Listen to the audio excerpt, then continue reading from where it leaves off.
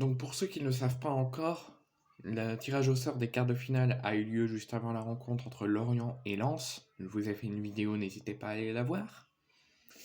Mais j'ai une mauvaise nouvelle à vous annoncer pour les supporters nantais qui ne sont pas encore au courant, ou pour les supporters lensois qui ne le sont pas encore au courant, ou pour ceux qui le savent mais qui avaient un petit doute, je vous le confirme. Nantes-Lens se jouera à huis clos au stade de la Beaujoire pour les quarts de finale de la Coupe de France.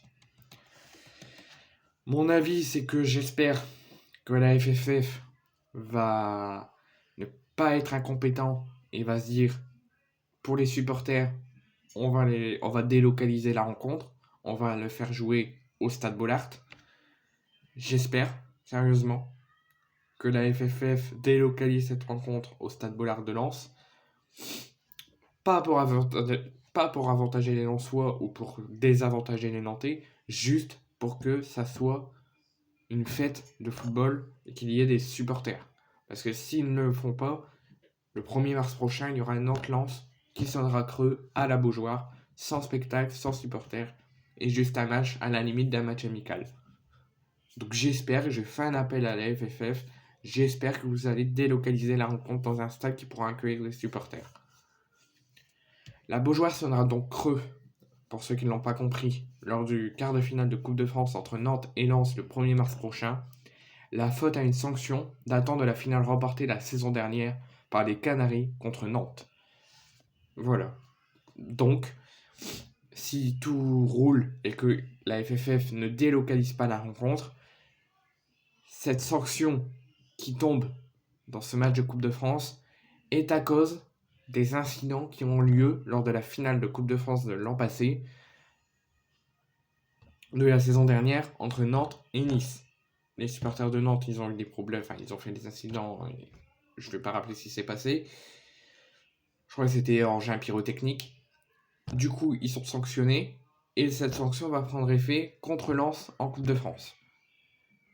Alors, pourquoi, comme Antoine Kombouaré l'a dit, l'entraîneur de Nantes, pourquoi cette sanction qui date de l'an dernier et qui date surtout d'une finale de Coupe de France au Stade de France est sanctionnable au Stade de la Beaujoire? Pourquoi? Pas la peine de partir à la chasse aux billets pour les supporters, car c'est dans une atmosphère très particulière digne d'un match amical qui se disputera le quart de finale de Coupe de France entre Nantes et Lens le mercredi 1er mars 2023. Une belle affiche entre deux grands noms du football français qui, j'espérais, se joue avec des supporters, mais malheureusement, sauf si la FFF délocalise la rencontre, devrait se jouer dans un stade de la Beaujoire totalement vide. Donc le tenant du titre de cette Coupe de France a en effet été sanctionné d'un huis clos après la finale remportée en mai dernier contre Nice. La commission fédérale de discipline de la Fédération française de football avait pointé du doigt l'usage d'engins pyrotechniques par les supporters nantais en tribune. Cet incident a eu lieu au Stade de France, pas au Stade de la Beaujoire.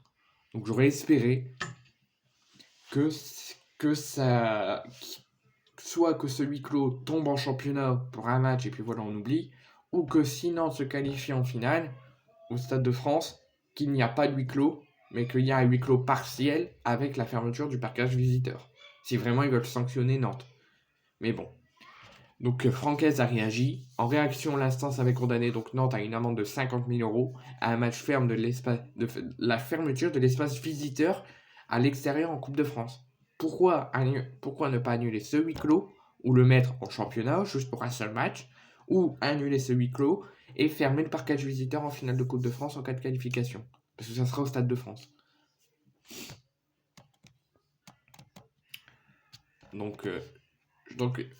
Donc après avoir sorti Viré et Taon à l'extérieur, ils ont éliminé mercredi Angers au tir au but au stade Raymond Kopa.